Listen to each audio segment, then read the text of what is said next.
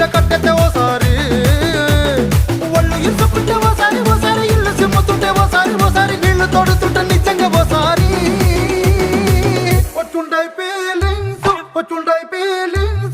వచ్చి చంపేస్తా